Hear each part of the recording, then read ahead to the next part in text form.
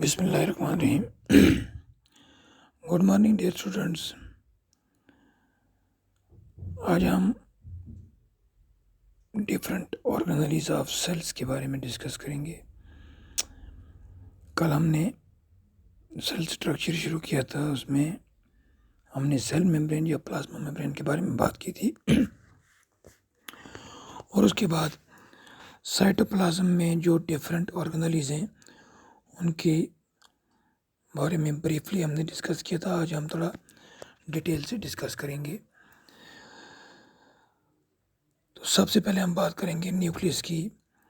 Nucleus जो है ये सेल के बिल्कुल सेंटर में होता है, अंदर होता है, और इसको जो है सराउंड करता है साइटोप्लाज्म। और ये जो न्यूक्लियस है ये पूरे सेल को कंट्रोल करता है, यानी हम कह सकते हैं कि ये न्यूक्लियस जो है वो सेल का हेडक्वार्टर भी है, और हम कह सकते हैं कि ये सेल का बॉस है। जिस तरह हमारे स्कूल में हमारे प्रिंसिपल हेड मास्टर साहब पूरे स्कूल को कंट्रोल करते हैं, इसी तरह सेल के अंदर जितने भी फंक्शंस हैं उन सब को न्यूक्लियस कंट्रोल करती है।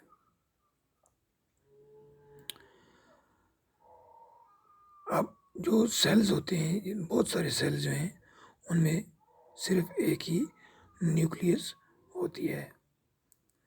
कुछ सेल्स हैं जैसे मसल सेल्स हैं, उनमें एक से ज़्यादा न्यूक्लियस होते हैं।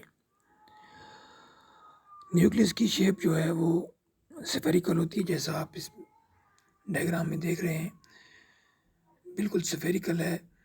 और इसके 4 मेन पार्ट्स होते हैं।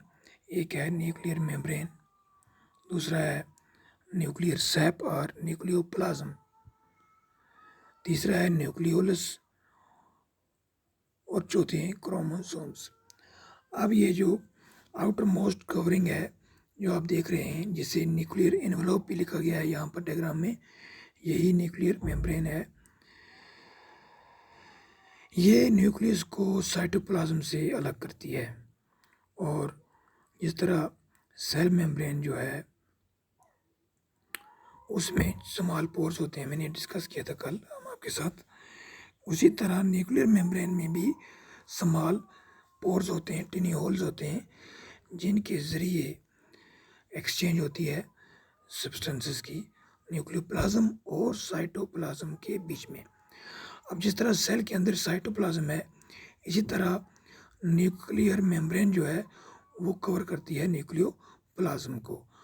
और ये जो है ये भी जेली लाइक फ्लूइड होता है न्यूक्लियस के अंदर। और न्यूक्लियोप्लाज्म में क्रोमोसोम और न्यूक्लियोलाई, न्यूक्लियोलस सिंगुलर है न्यूक्लियोलस। जिस तरह सेल को कंट्रोल करता है न्यूक्लियस, इसी तरह न्यूक्लियस को कंट्रोल करता है न्यूक्लियोलस। अब ये जो क्रोमोसोम्स हैं ये क्या हैं? ये थ्रेड लाइक स्ट्रक्चर्स होते हैं जो अहम रोल अदा करते हैं करैक्टर्स की इनहेरिटेंस का, यानी पेरेंट्स से ऑफस्प्रिंग्स में जो करैक्टर्स ट्रांसमिट होते हैं वो इन क्रोमोसोम्स के थ्रू ट्रांसमिट होते हैं। उसके बाद है न्यूक्लियोलस। न्यूक्लियोलस जो है उसका काम है transmission of characters from one generation to another generation. तो ये जो न्यूक्लियस आप देख रहे हैं, न्यूक्लियस यहाँ लिखा है, एक्चुअली ये न्यूक्लियोलस है जो ऑरेंज कलर में नज़र आ रहा है आपको गोल राउंड। तो उसके बाद ये जो न्यूक्लियोलस है वो सेल के अंदर जितने भी फंक्शंस हो रहे होते हैं असल में उसको ये ही कंट्रोल करती है, न्यूक्लियोलस। ये था न्यूक्लियस के बारे में ब्रीफली डिस्कशन। अब हम बात करेंगे साइटोप्लाज्म के अंदर जो बाकी कंपोनेंट्स हैं जिन्हें हम ऑर्गेनेलिज कहते हैं। जो इम्पोर्टेंट ऑर्गेनेलिज हैं वो है माइटोकॉन्ड्रिया। वो आप देख रहे हैं यहाँ पर 3 रॉड लाइक स्ट्रक्चर्स हैं। बिल्कुल राइट में नीचे जो है ब्लू कलर का एक कैप्सूल शेप्ड स्ट्रक्चर है जिसका ब्लू कलर है, जिसको वहाँ माइटोकॉन्ड्रियन लिखा हुआ है।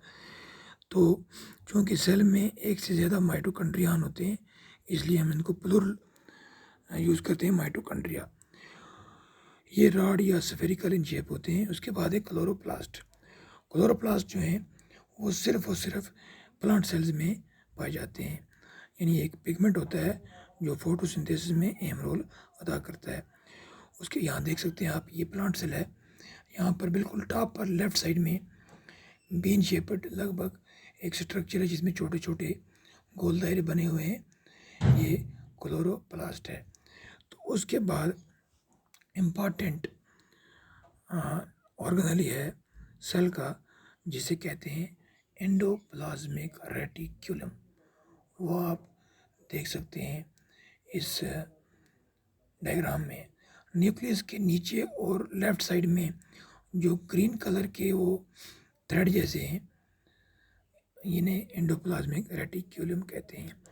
उसके बाद इम्पॉर्टेंट ऑर्गेनेली है गोल्गी कॉम्प्लेक्स। गोल्गी कॉम्प्लेक्स या गोल्गी एपरेटस भी इसे कहते हैं। ये सेल के निचले साइड में लाल मिर्चियों की तरह जो 4 स्ट्रक्चर आपको नज़र आ रहे हैं, इन्हें गोल्गी कॉम्प्लेक्स कहते हैं। कॉम्प्लेक्स इसलिए क्योंकि ये सिंगल स्ट्रक्चर नहीं होता है, ये बहुत सारे मिलकर होते हैं।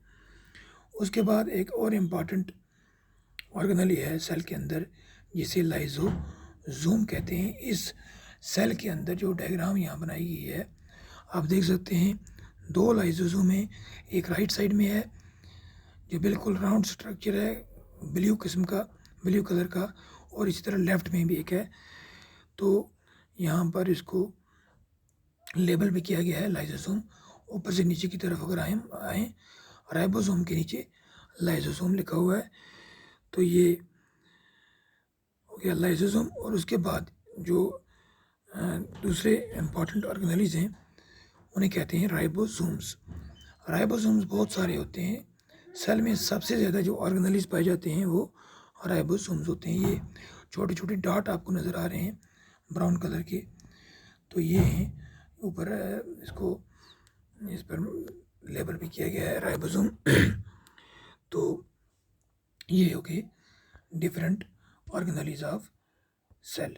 अब इसके बाद हम कल इनके फंक्शंस डिस्कस करेंगे। That is enough for today.